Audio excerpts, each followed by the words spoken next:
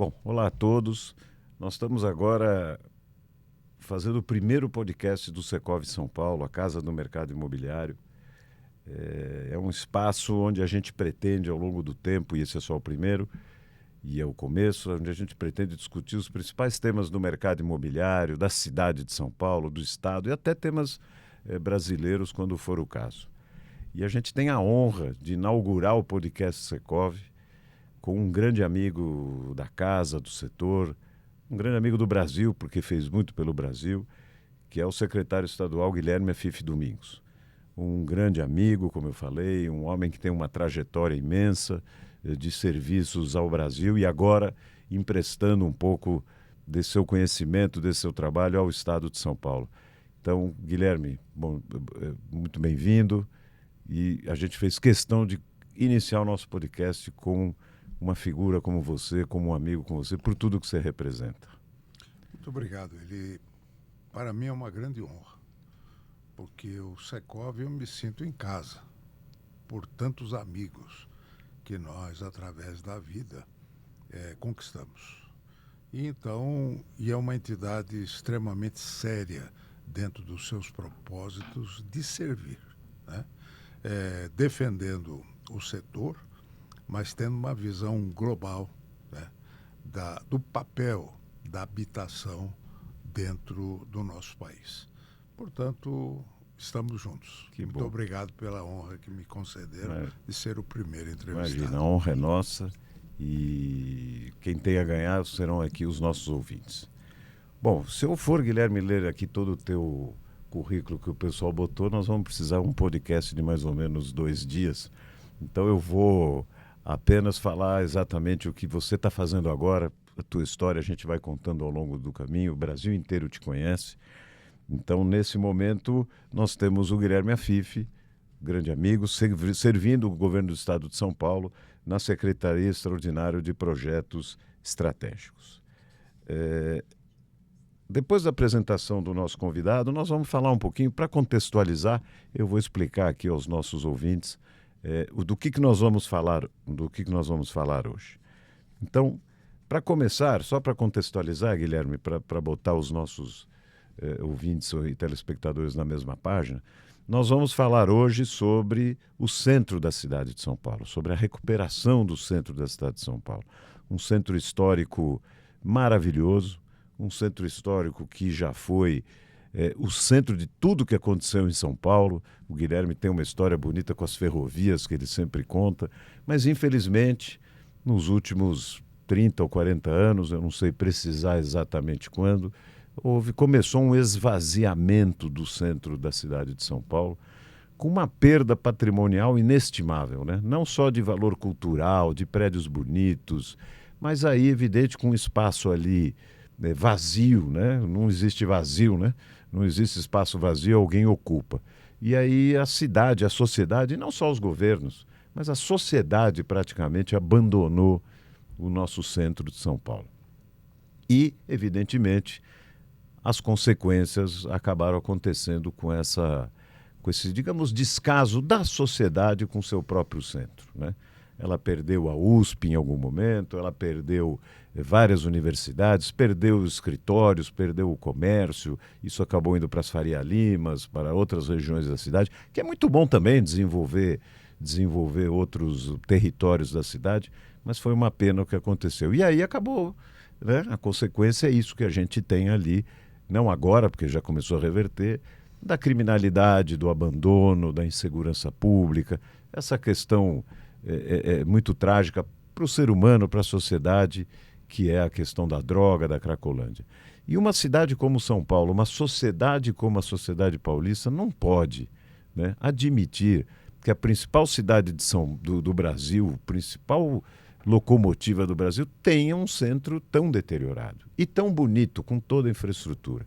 Então, esse é o tema que nós vamos tratar agora, e eu vou começar, na verdade, com uma pergunta, né? A gente sabe do trabalho que o governo do estado começou a fazer agora na gestão do Tarcísio, e você à frente desse projeto. Então, diretamente na pergunta, quais são os principais desafios de revitalização que o centro enfrenta? né? Como o governo de São Paulo está planejando superar esses desafios para recuperar o nosso centro? Bom, antes de mais nada, nós vamos falar de habitação. Aqui na casa, que cuida da habitação. Verdade. Então, o centro ele precisa ser reabitado. Aos poucos nós fomos desviando e pela insegurança, pela deterioração. Quando se fala de centro, e as notícias são sempre negativas. Número de assaltos, né? O problema da criminalidade, a Cracolândia, a favela do Moinho como base de abastecimento do crime organizado para o mercado de drogas. Tudo isso foi um processo que nós fomos relaxando, até chegar num ponto de se tornar insustentável e insuportável.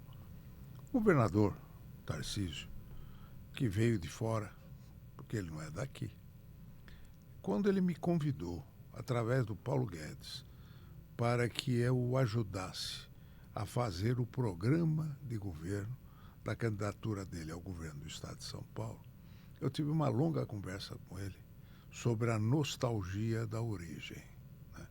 Falando dos paulistanos e dos paulistas. A primeira nostalgia de origem do paulista e do paulistano é o trem, porque nós já fomos uma das maiores malhas ferroviárias do mundo, proporcional à população.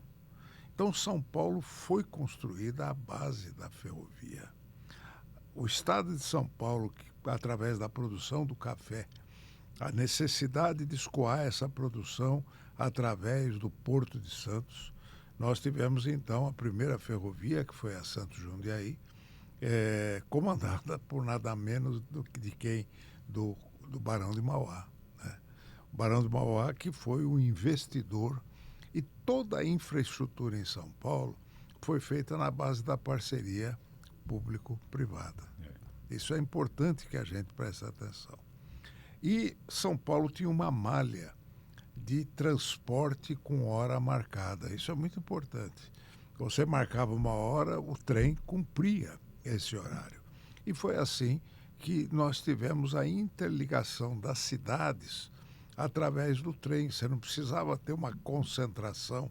Você podia morar num lugar e trabalhar no outro. Você tem transporte com hora marcada. E a gente vê muitas vezes isso como uma novidade do Japão, né? O trem-bala, o horário, sai exatamente como nós já fazíamos isso antigamente. Nós já vivemos isso. Vivemos isso. Então, eu contei para ele essa nostalgia da origem da ferrovia. E ele é muito ligado, por ter sido ministro de infraestrutura, engenheiro militar na área de infraestrutura. A ferrovia é algo que ele conhece. Tanto é que o primeiro projeto que ele tirou da gaveta é o trem Intercidades, que é a recuperação da vinda de Campinas, Jundiaí, São Paulo, e depois o cruzamento de Sorocaba, São Paulo, São José dos Campos, São Paulo, Santos, São Paulo, e tudo isso está saindo. O primeiro é o trem Intercidades. Campinas. Já foi assinado o contrato e já começou o processo das obras. O mais importante é que os leitos dessa ferrovia estão preservados, né? Esse leito histórico e o paulista tem, ele fala, poxa, mas por que abandonaram o trem? Quando você vê a Europa avançadíssima no transporte ferroviário, por que nós investimos só no rodoviário? Não é que foi errado investir no rodoviário. Foi errado investir no rodoviário abandonando o ferroviário. No invés de, né? Porque também, né? Exatamente. Então, tudo isso foi base de uma conversação com o Tarcísio, e aí falei da nostalgia do paulistano. O paulistano, ele tem o centro como a sua cidade. O bairro é onde ele mora, ele é apaixonado. O paulistano é bairrista, ele é da Moca, ele é do Ipiranga, ele é da Lapa. E aquilo até com fanatismo, ele defende o bairro. Como falam os Território italianos, dele, né? é meu país, É o ele, meu meu país. país. Não, É o meu país país. dele é onde ele mora. Agora, quando ele falava do centro, ele não falava centro, ele falava cidade. Eu me lembro quando eu era pequeno, tudo era na cidade. O dentista era na cidade, eu tinha que pegar o bonde ou o ônibus para me deixar lá o Vila Buarque, que me deixava lá na biblioteca. Mas ainda as pessoas falam, né? Falam, hoje eu tenho uma reunião na cidade, Na né? cidade. Então, Mesmo os jovens, eles hoje ele não falam tem que ir ao centro, falam, hoje eu tenho uma reunião na cidade. aí vem a frustração. Como a minha cidade está abandonada. Quando você trabalha em favor do centro, você está trabalhando em favor de São Paulo inteira, porque todos têm esse sentimento sobre o centro. E aí, com a deterioração máxima, quando a Cracolândia e o tráfico dominaram a Praça Princesa Isabel, fizeram de lá o seu quartel-general, na frente daquilo que foi o Palácio dos Campos Elíseos, sede do governo. Eu conversei com o governador, porque eu já tinha essa ideia quando eu era vice-governador, de nós reocuparmos a Praça Princesa Isabel como se fosse uma esplanada de secretarias, tendo o Palácio dos Campos Elíseos como a sede do governo. como ponto central ali, para que houvesse então reurbanização em torno dessa história, a modernidade em torno da história. E o segundo ponto fundamental, você tem aquela estátua de Duque de Caxias na praça, que o povo não tem noção do que é. Bom, para que se saiba, aquele cavalo é de Brecheret, ele que fez a escultura. Incrível. Que é o mesmo do Monumento das Bandeiras aqui na Ibirapuera. Portanto, você tem muitas habitações que foram de alto luxo do passado, porque os barões do café, na época, eles chegavam com o trem e iam para casa ali encostado. Casarões maravilhosos. Então foi o primeiro bairro organizado de São Paulo. Primeiro. Estruturado. Feito por dois engenheiros alemães, Notman e Glett, porque tem a Alameda Notman, a Alameda Glett, são os dois. Os jovens não fazem a menor ideia de que seja. E a obra que deixou. Né? Exatamente. E incrível que o traçado é original. Quando você pega a Praça Princesa Isabel, pega as ruas, a Elvésia, a Rio Branco, a Duque de Caxias, tudo original. É traçado original. E planejado. Uma visão de urbanismo, com toda a infraestrutura que foi deixada. O tempo foi deteriorando. O baque de 29 foi muito forte, porque a crise de 29 não foi uma crise da Bolsa população, de Nova York, da somente. população. Foi uma crise da elite. A elite do café perdeu muito dinheiro, tanto é que muitas daquelas mansões começaram a se transformar em hotéis, que eles alugavam, sublocavam. E aí vem uma história toda de deterioração. Ali na região do cinema foi a boca do lixo. Entendeu? Você sabe que nós tivemos uma grande concentração de produtores de cinema lá no bairro. Você tinha uma estação rodoviária que, quando a estação rodoviária veio junto com o centro ferroviário, também ajudou a deteriorar a própria região. Verdade. Mas a infraestrutura ficou. E foi assim que nós nos animamos a colocarmos a cabeça para funcionar, de trazer de 60 edificações esparramadas pela cidade de São Paulo, 60, onde nós temos 22 a 25 mil funcionários públicos nessas dependências. E essas dependências com 840 mil metros quadrados para abrigar 22.500 funcionários. Ou seja, 35 metros quadrados por funcionário. É uma casa. E o resultado foi que ao se deslocar para o Morumbi, Morumbi é um bairro excêntrico, fora de centro. Né? Excêntrico. Excêntrico. E o resto está esparramado. Para ir despachar com o governador, é 1 hora para ir, 1 hora para voltar, qualquer secretário. Né? Se joga o São Paulo Futebol Clube, é um inferno. Você não chega. Antes de ontem, para eu sair do palácio. E é muito difícil. E tem o Albert Einstein, tem vários polos ali de tráfego, né? Que acaba... Sim, e o Morumbi foi um bairro que efetivamente ele acabou não dando certo. Porque é um bairro todo murado. Por quê? Porque nós não cuidamos da habitação popular. E ela se fez através de uma favela. Exatamente. O que é a favela? É a não atendimento de uma demanda feita pelo próprio mercado. Porque se o Estado não ajuda nesse mercado mais carente, não funciona. Tanto é que Minha Casa Minha Vida tem sido um sucesso, porque foi um programa equacionado, inclusive por vocês, para poder ajudar no financiamento, porque a pessoa compra a prestação.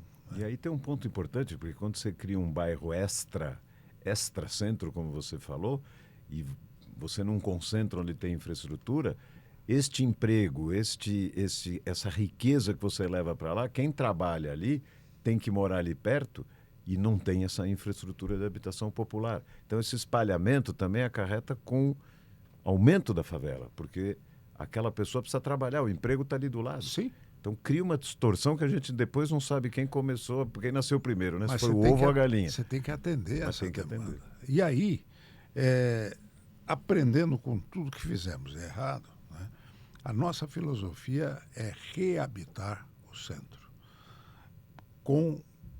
atendendo a população de interesse social, né, e atendendo a classe média, ter oferta para a classe média. Isso quem faz é a iniciativa privada. O poder público é indutor.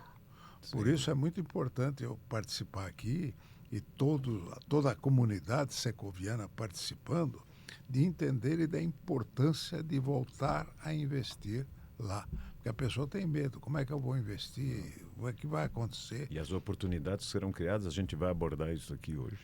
Portanto, na hora que nós estamos colocando 4 bilhões de reais, né, ali de investimento, nós estamos dando uma sinalização ao mercado que é para valer.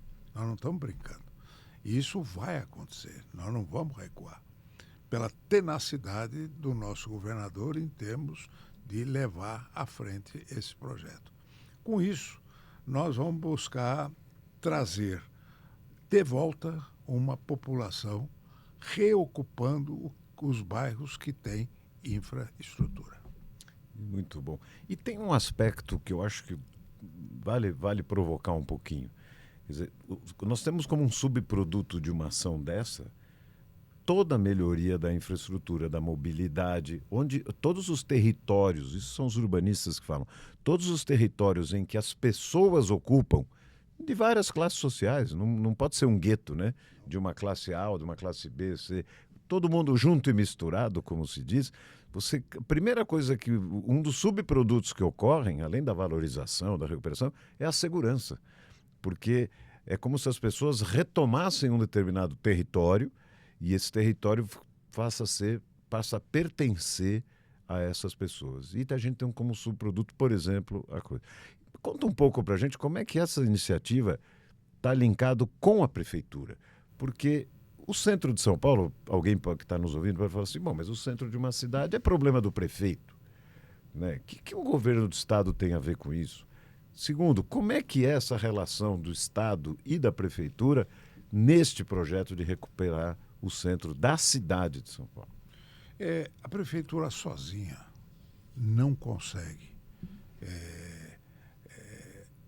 enfrentar um desafio desse tamanho. Há necessidade da junção com o Estado. Isso foi o primeiro raciocínio nosso. Nós temos que dar um start de investimento. Não adianta você fazer projetinhos paliativos. Conserta a calçada, ou faz isso. Não, você tem que olhar o impacto como um todo. Daí a ideia do centro administrativo sem um impacto muito forte. Até porque outras tentativas já aconteceram de atitudes isoladas. Sala São Paulo, ela é um espetáculo, só que ela não foi suficiente para mudar a estrutura Tanto do que ambiente. termina o espetáculo às 11, 11h30, 10 minutos depois parece um deserto, né? Todo mundo foge para casa. Todo mundo foge para casa. Ou foge do bandido, né? É. Então, dentro desta visão, quando nós escolhemos esse projeto para o primeiro grande impacto, primeiro não fizemos nenhuma modificação na legislação ocupacional de solo. Isso foi... Estamos usando o plano diretor. Está absolutamente dentro das diretrizes. Como é que eu construo edificações dentro do que a lei já me permite? Então é isso. Isso é muito importante porque o privado, quando ele vê um plano, né, de intervenção desse tamanho, a primeira coisa que se pergunta é o seguinte: bom, mas eles vão mudar a lei? Isso significa muito tempo, todas as negociações políticas e democráticas da mudança de uma lei, e sempre acaba esfriando, né? Desanimando, vamos dizer assim. Então, quando você diz que já parte de uma lei existente, que é a lei da habitação, já se ganha um tempo monstruoso, inclusive para as empresas já estudarem a viabilidade, porque não fica na dependência de uma nova lei que não se sabe como vai ser. E exatamente dentro desse aspecto que foi feito o concurso. Quer dizer, o concurso arquitetônico foi feito, olha, as diretrizes são essas, a lei é essa, o gabarito é esse, o que tem envoltório de bens tombados que não podem ser ultrapassados, tudo foi respeitado dentro do projeto. Segundo, a preservação dos prédios históricos e a reocupação desses mesmos prédios históricos.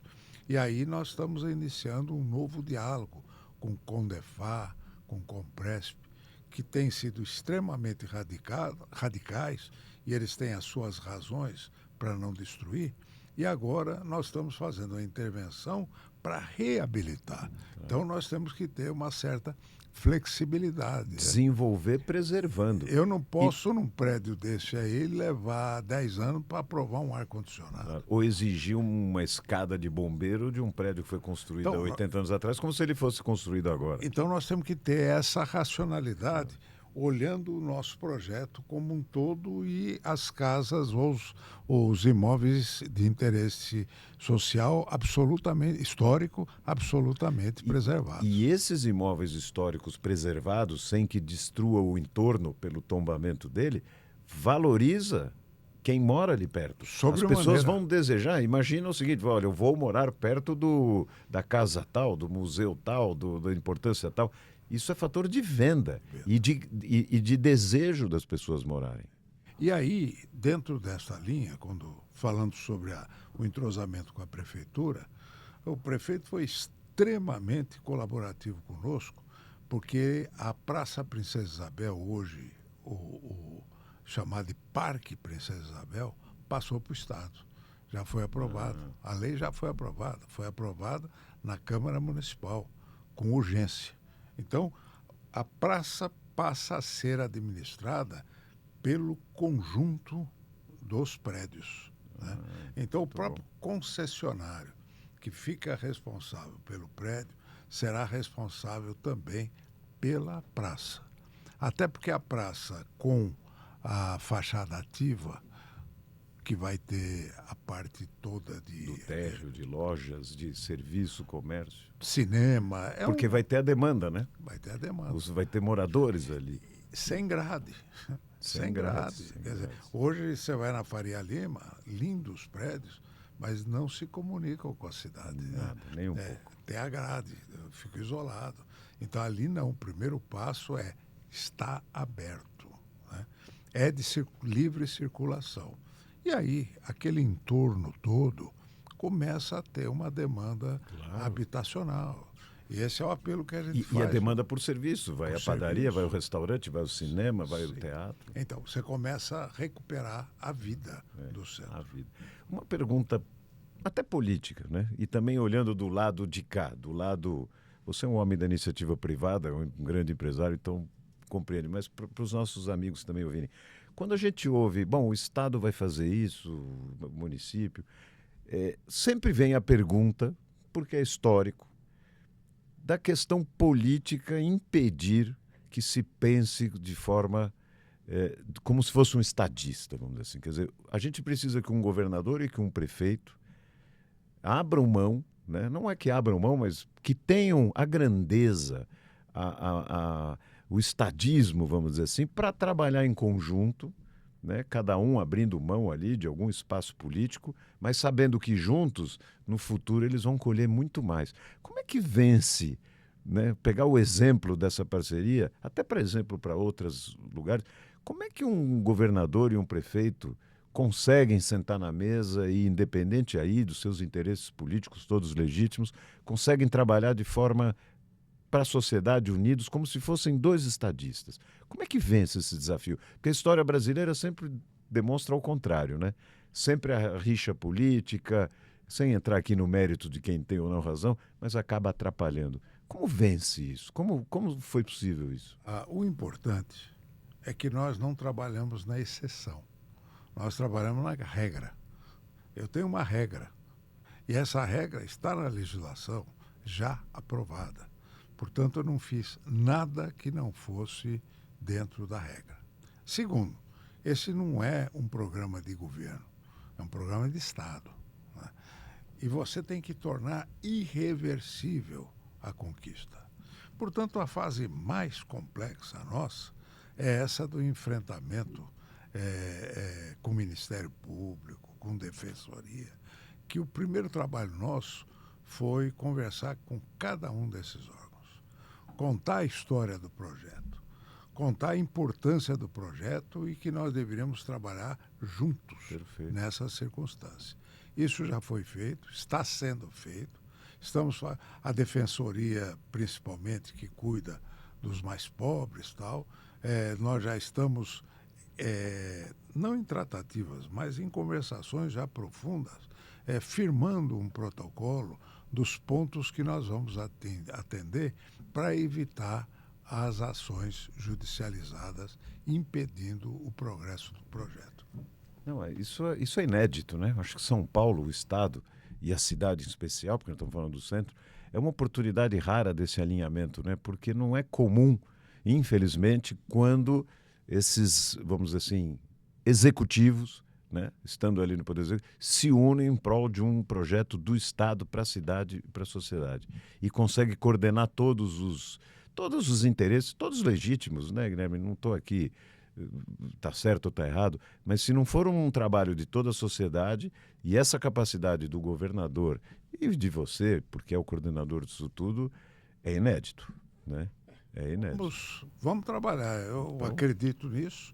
E quando você traça uma meta e tem um governador obstinado em termos do que deve ser feito, nós estamos juntos, até porque a hora que você entrega um projeto assinado com a iniciativa privada, já não tem mais retorno. Dali para frente tem que cumprir. Dali para frente vai vir uma política de Estado. Indo um pouquinho aqui, né? Nós estamos na casa do mercado imobiliário, não tem como falar. Como é que o que você poderia falar agora de oportunidades que de fato vão surgir com essa iniciativa? Um incorporador imobiliário é um ramo que você conhece muito bem também. Como é que um incorporador, que você falaria para um empresário que quer investir? O que ele tem que olhar? Como é que ele tem que se mexer? Quais são as oportunidades que vão surgir? Falando para esse nosso público agora. A pergunta, um conselho, né? Se eu fosse incorporador, As pessoas com as quais eu converso, elas olham e falam, mas será? É a primeira pergunta. Porque o investidor, ele não tem vocação para pioneirismo, a não ser um ou outro que já foi pioneiro. Mas hoje a turma é muito mais cuidadosa. Há uma consciência muito grande do investidor imobiliário. E o que acontece é que na hora que você dá um exemplo como esse, e que ele sabe que vai acontecer, ele já começa a se movimentar. É verdade. Ele já começa a procurar, até porque tem toda a infraestrutura. Ali é um centro ferroviário, metroviário, ferroviário, rodoviário. você tem toda uma estrutura lá de serviço já pronta. Então não adianta você ir construir lá na periferia sem estrutura, tá certo? Que é o que aconteceu. Cada dia mais longe, cada dia mais longe. Então nós temos que fazer daqui um modelo para atender a habitação de interesse social e atender a habitação de classe média.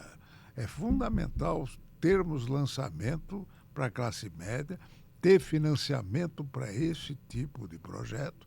Portanto, o que a gente fala para o investidor, acreditem, porque nós estamos investindo.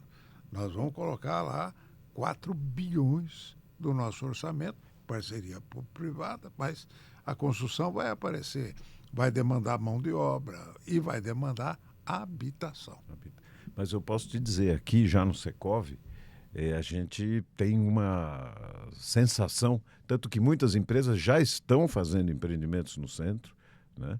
E estão acreditando muito nisso. É claro que sempre, né? A gente sempre fica assim com o pé atrás, mas com essa determinação que a gente está assistindo, porque independentemente da esplanada das secretarias, né? Como você chama, numa analogia à esplanada dos ministérios, já está tendo ações no centro de São Paulo.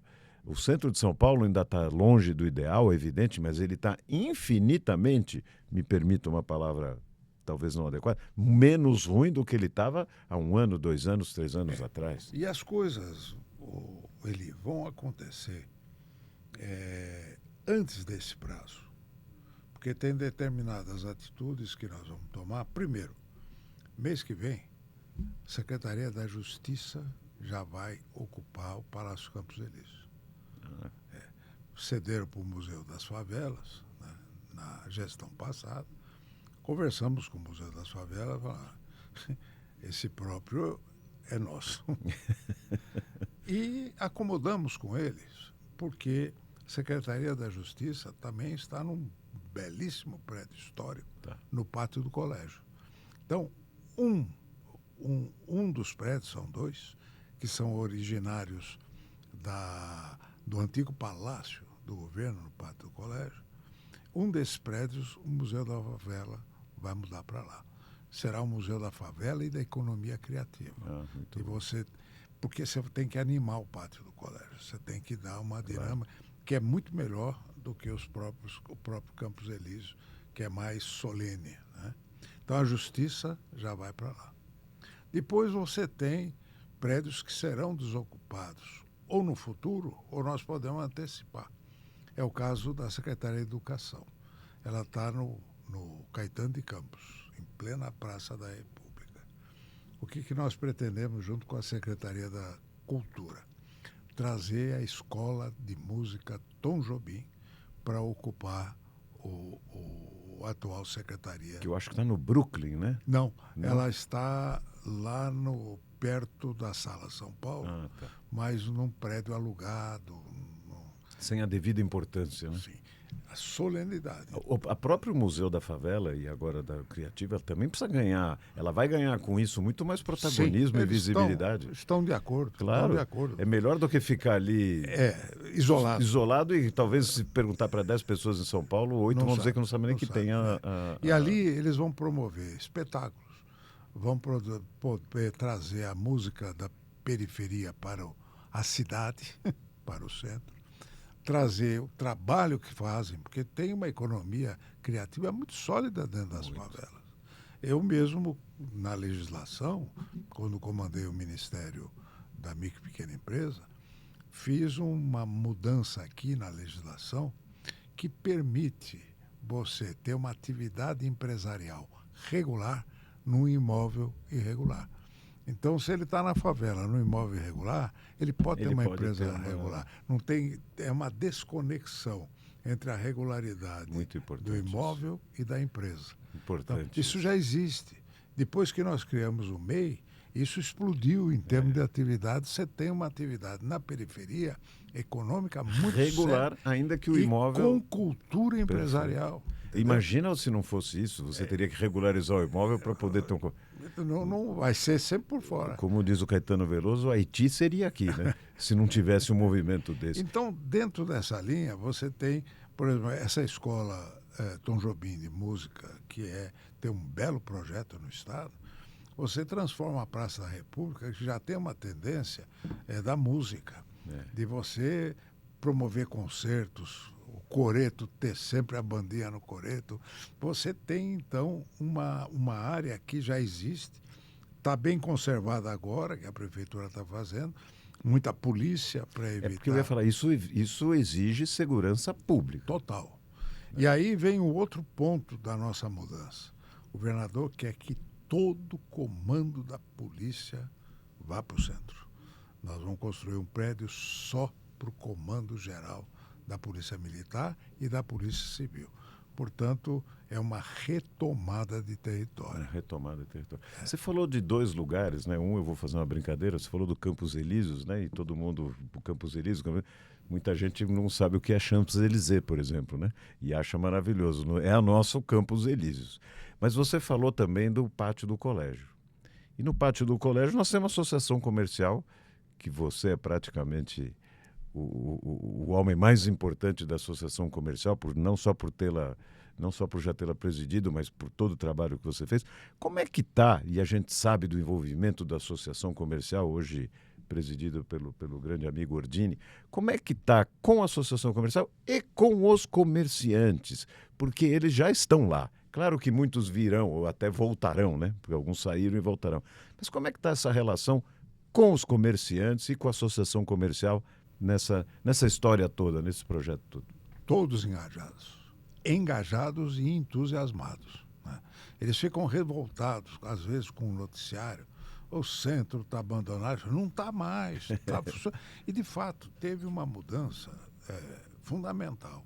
Eu, quando conversei com o nosso secretário da Justiça sobre a mudança para o Palácio, a maioria dos funcionários ficou descontente. Vão querer nos jogar na Cracolândia. Calma. Eu, inclusive, ofereço um ônibus para vocês irem lá andar a pé, vocês vão se sentir. Mas o receio deles faz sentido pelo desconhecimento. Né? Aí, quando viram que é para valer, e viram que está acontecendo, e viram o papel histórico que tem a Secretaria da Justiça, todos aceitaram de bom grado.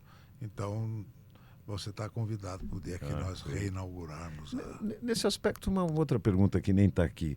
A gente, muitas vezes, ou é uma impressão minha, não vê a imprensa dar o devido peso a tudo que está sendo feito. Eu não sei se é uma impressão minha.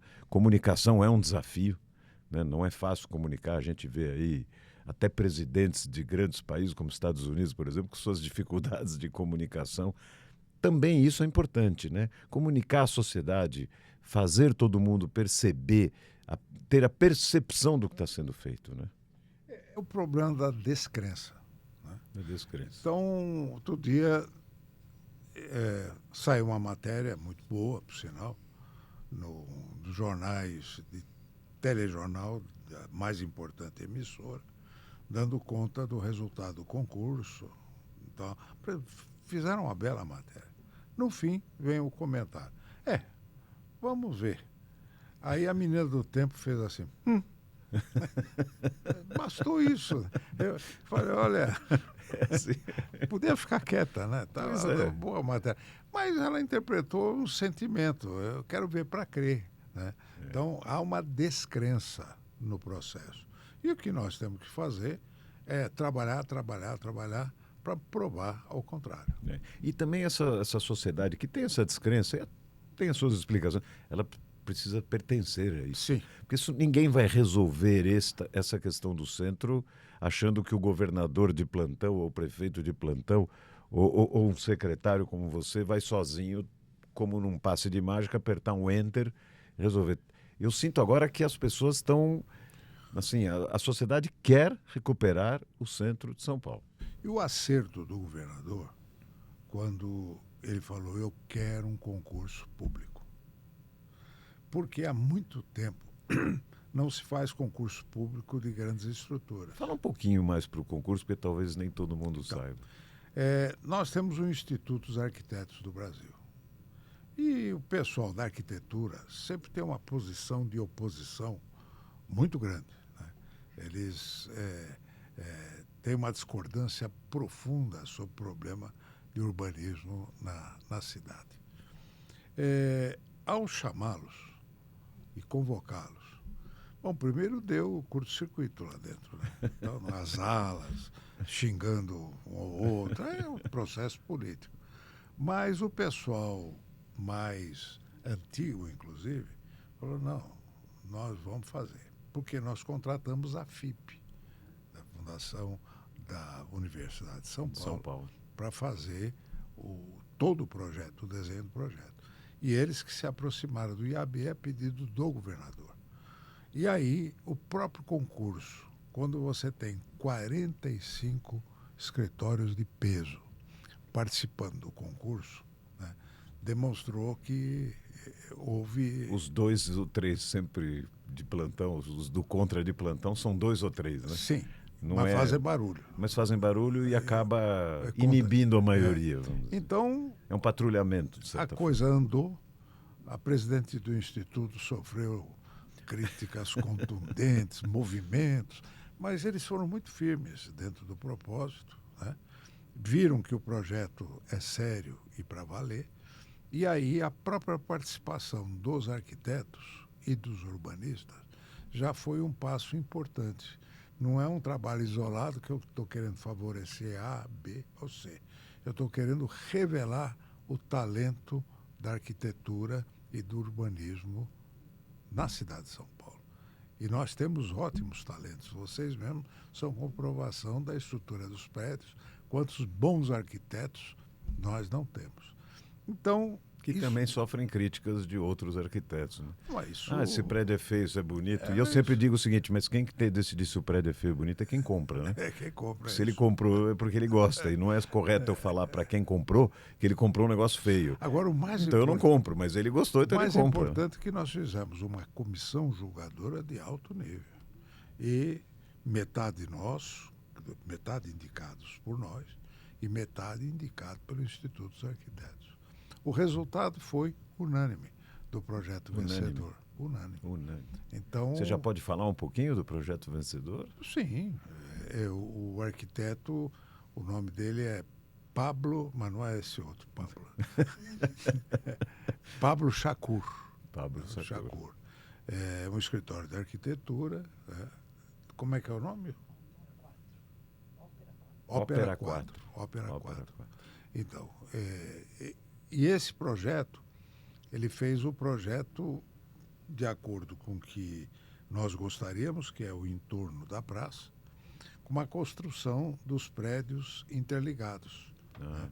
Você tem o prédio isolado, mas ele está sempre interligado. Até pelo subsolo, né, por vezes. Subsolo, né? Também por passagens intermediárias. O que ele fez foi, não vou fazer 3 subsolos de garagem, fazer só um. É o conceito de que ali é para ir a pé, não é para ir de carro. Mas lá tem infraestrutura de transporte. Já tem. Não tem é que você vai levar. Vamos fazer algo 10 quilômetros do centro e vamos levar. Não, já tem. Esse é o conceito. E aí até eu falei com ele, bom, se for insuficiente, nós podemos projetar um subsolo debaixo da praça. Como a Europa claro, né? Claro. Qualquer lugar você vai ter um subsolo. Mas com isso... E dá para cobrar, porque é caro para... Sim, e é econômico, sob o ponto de vista da construção, porque você fazer 3 subsolos, lá o lençol freático já é bem a flor da pele. Encarece a obra. Encarece demais a obra. Então, foi muito consciente aquilo que foi proposto em termos dos materiais empregados, da qualidade da construção, até porque amanhã, quem for o vencedor vai ficar 30 anos mantendo os prédios. Se fizer com material de segunda, vai cair na cabeça dele. Vai, porque a manutenção é por conta dele. É por conta dele. Uma pergunta, Guilherme, na verdade uma observação e uma pergunta. Quando isso tudo estiver materializado, vai também haver um outro subproduto que não tem nada a ver com a recuperação do centro, que é uma melhor eficiência do trabalho do Estado, né? Das secretarias. Eu não digo nem o secretário que perde 1 hora para para ir para falar governador, mas eu digo a eficiência administrativa dos ótimos funcionários públicos, dos bons funcionários públicos, tem um ganho de produtividade, não tem? Sim, até porque você vai ter um nível de trabalho que hoje, normalmente o prédio público é uma caca, né? Em geral. Que ele vai trabalhar num triple A. Ele vai trabalhar no nível da Faria Lima, né? De quem trabalha no mercado financeiro da Faria Lima. Esse status é importante. Muito importante. Valoriza o funcionário. Dá vontade de trabalhar. Dá vontade de trabalhar. Exatamente. Até porque você vai ter também o lazer no trabalho. Claro. Tem o shopping, tem até o cinema, e aí você pode, através de uma consignação, o próprio funcionário comprar apartamento ali do lado, que vocês construam. Se Deus quiser. Eu posso garantir a consignação, descontar em folha, o que dá garantia para o de recebimento. Isso para quem vende é muito importante. Claro que é. Porque pior do que não vender é vender e não receber. E não receber. Então é importante receber. E também a economia, porque você vai influenciar, vai estimular o empreendedorismo.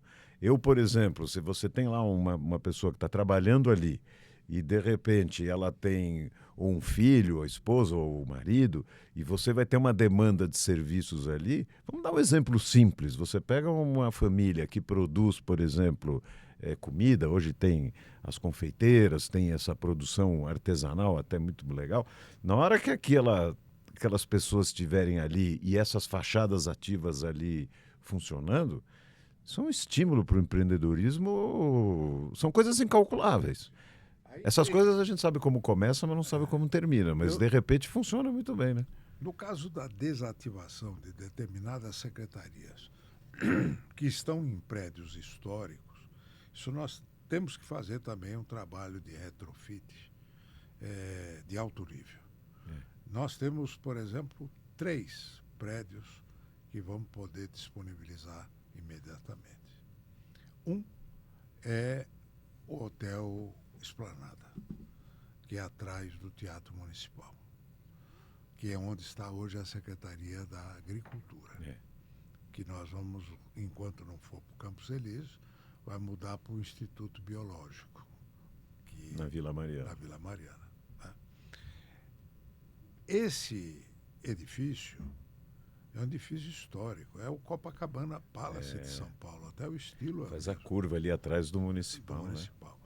Tem o prédio da Calunga, a antiga Calunga, que agora é do Estado, que pode ser o anexo do hotel, e tem atrás o Cine Marrocos, com também um prédio para habitação lá. E a ideia é fazer um hotel residência. Né? Você comprar apartamento num hotel com serviço de hotel, como o Fazano fez aqui, né?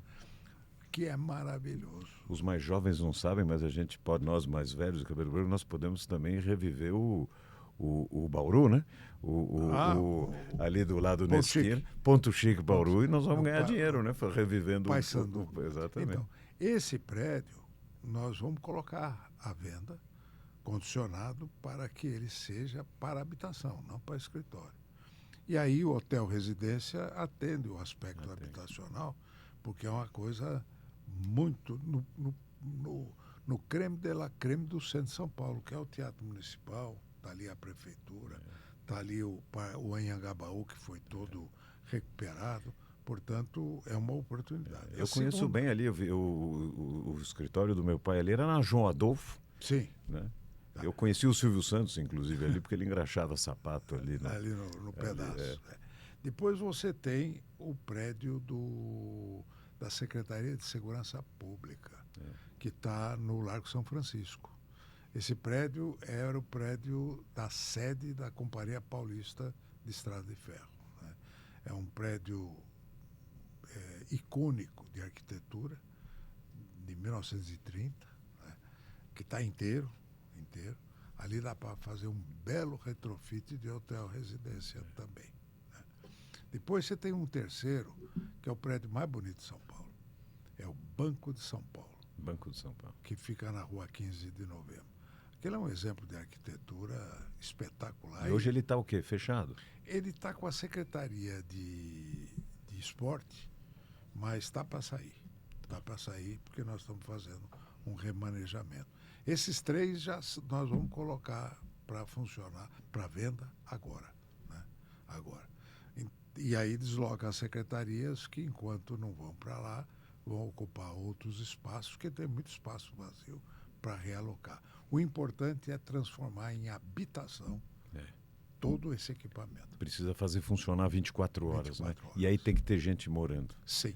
Tem que ter gente morando. Sim. Guilherme, olhando um pouquinho para o futuro, né? Qual é, vamos dizer assim, do ponto de vista do governo, mas antes disso, você me permite, vou voltar atrás um ponto. E eu sei que a ideia é tua e você é um apaixonado por essa ideia. Voltando na questão da ferrovia. A gente tem a ferrovia que vem para o interior e, de repente, ela aflora, né? Passa ali também pelo centro, não é exatamente ali, mas passa e cria quase que um muro de Berlim, fazendo uma divisão.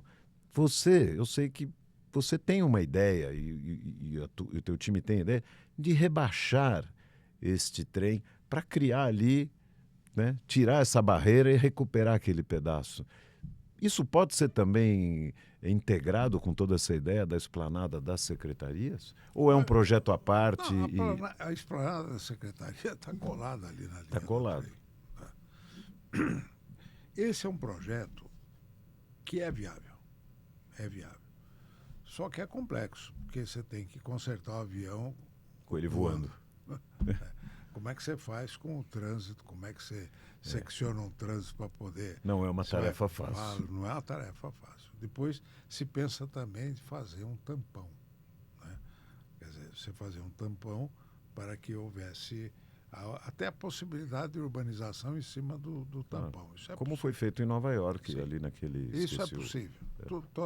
Mas é um trabalho importante, porque você tem uma área ociosa enorme em toda aquela região, que para a oferta do mercado imobiliário muito mais racional construir ali do que construir cada dia mais longe. Mais longe, né? É verdade. Então, eu acho que isso será consequência do impacto inicial do investimento que faremos agora. Né?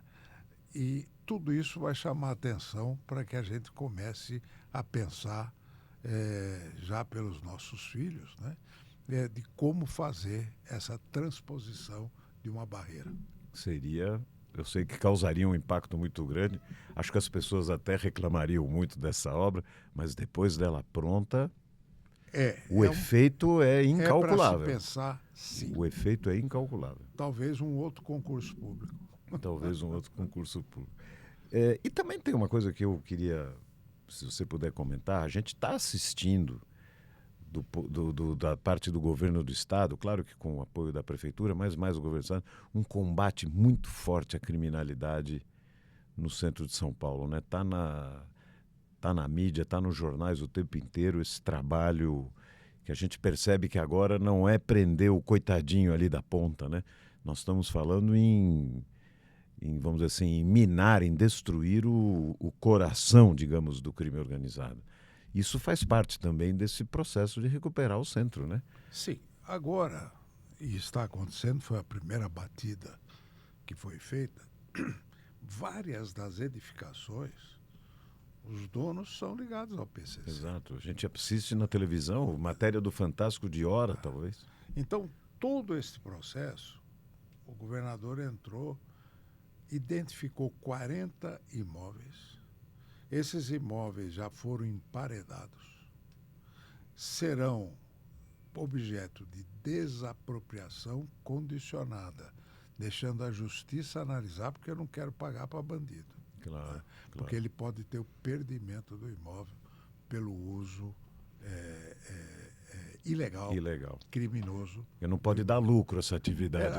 Que nem um avião que transporta a cocaína. Claro. Né? Se você aprender, o proprietário tem o perdimento do bem. A mesma coisa é ali. Então, isso já começou. Nós estamos com 45 imóveis. Agora, você tem uma situação social lá, onde a favela do Moinho é a base de abastecimento da droga no centro de São Paulo. Não só abastecimento da droga, mas também os ferro velho, todos que captam tudo que é roubado né? Eles são os interceptadores. Despejam ali. Despejam É o atacadão ali do... O atacadão. Tá? Então, tudo isso está sendo atacado de uma vez só. Só que tem 800 famílias na favela do Moinho, que são utilizadas como fachada para ninguém São entrar refém lá. São refém. desse sistema. Sim. Então, dentro dessa linha, a favela do Moinho já entra no nosso processo de transferência habitacional. Nós vamos ter que trazer essas famílias para o entorno, que Ótimo. são as habitações de baixa renda, que tem que ser E construídas. na região, né? Na região. Não é justo jogá-los longe porque eles já daqui. têm uma vida. Claro, tem o trabalho, tem a sua vida então ali. nós temos que fazer esse trabalho, ele será concomitante à implantação do projeto. Incrível. Então o ataque não é ao efeito, é ataque à causa, que é a organização criminosa que se instalou lá. Isso a gente percebe uma diferença. Não se trata de ficar prendendo o finalzinho da linha ali, né? Sim. Uma coisa que eu queria te perguntar, a sequência. Foi feito um projeto, esse projeto então é vencedor. Quais são os próximos passos agora? Para que todo mundo entenda. E agora? Funciona como? O arquiteto vencedor, agora ele tem que fazer o projeto executivo, que vai se transformar em plano de negócios.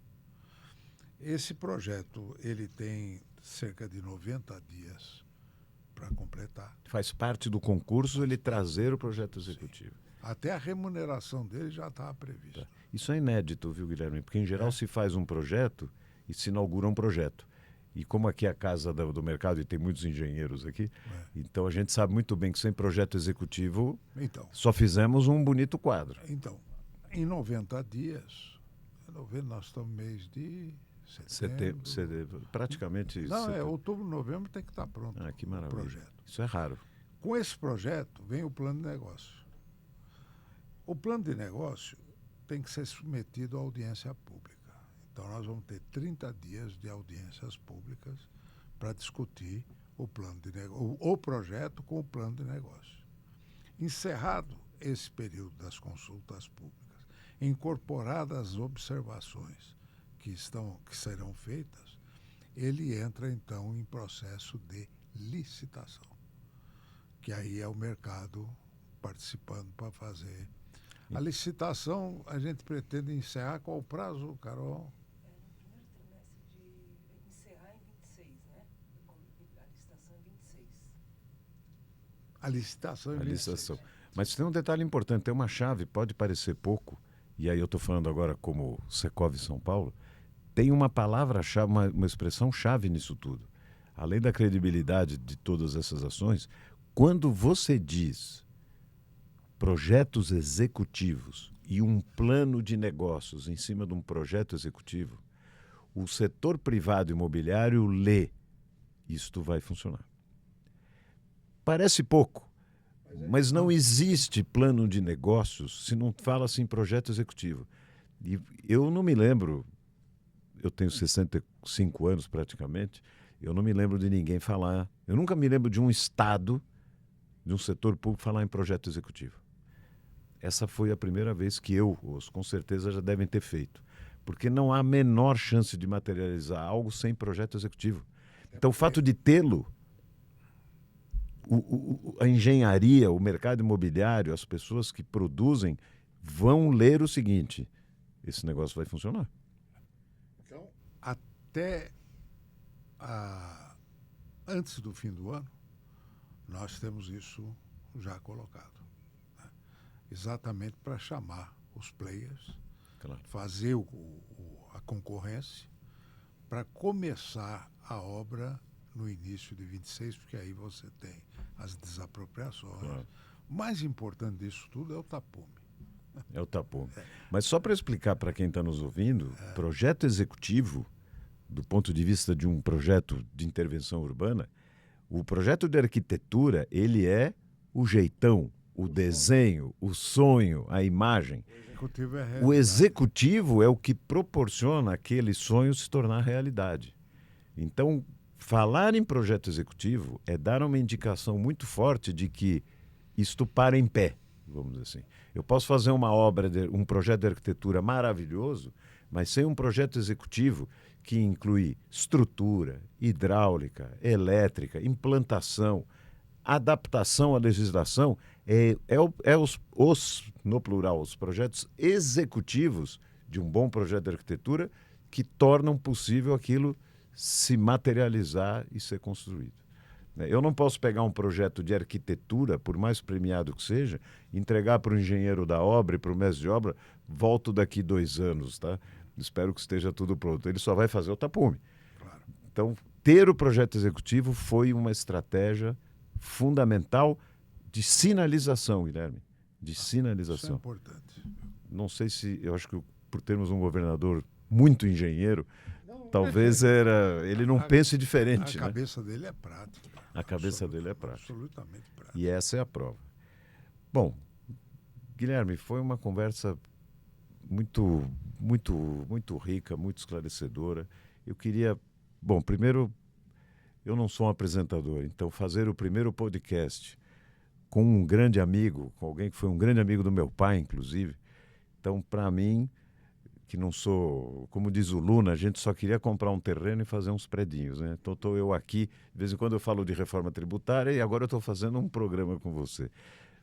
Eu tenho certeza, para mim é um grande orgulho, eu tenho certeza que se meu pai estiver vendo isso aqui, ele vai ficar ainda mais feliz por eu ter tido o privilégio, que pena que ele não está vendo, que ele não está aqui para ver, de poder entrevistar alguém que ele admirava muito e eu, por tabela, evidentemente, admiro. Então, eu queria deixar para você as últimas palavras, agradecer a sua vinda e colocar à sua disposição todos os canais que o Secov tem e vai ter, para que a gente possa divulgar essas coisas e debater e também questionar e colaborar. Conte com a gente. Eu queria que você encerrasse o nosso primeiro podcast. Bom, primeiro eu tenho a honra de ter participado, de estar participando do primeiro podcast e principalmente por ser entrevistado por você, que está se demonstrando um excelente apresentador e apresentador. Não, porque você conhece a matéria, tem a essência, portanto, você vai fundo naquilo que interessa ao setor, porque você conhece. E nos dá a oportunidade de poder destrinchar todo esse projeto e animar a tropa a investir. Então, o governador toda hora fala lá para o pessoal do Secov que eu quero ver a turma investindo. Então, eu estou cumprindo esse papel com imensa satisfação e não quero que sejam essas as minhas últimas palavras, porque pretendo voltar para falar muito mais. Muito obrigado. Mais do que falar, fazer. Muito obrigado. E eu vou aproveitar os amigos do Secov que estão ouvindo e vou aproveitar a sua provocação. Assim que acabar o programa, eu vou fazer uma visita para ver se eu compro alguns terrenos lá no centro. Então, por favor, vamos correr, porque quem chegar na frente sempre acaba fazendo o melhor negócio. Conta com a gente, Guilherme. Muito obrigado. Um grande abraço. Muito obrigado.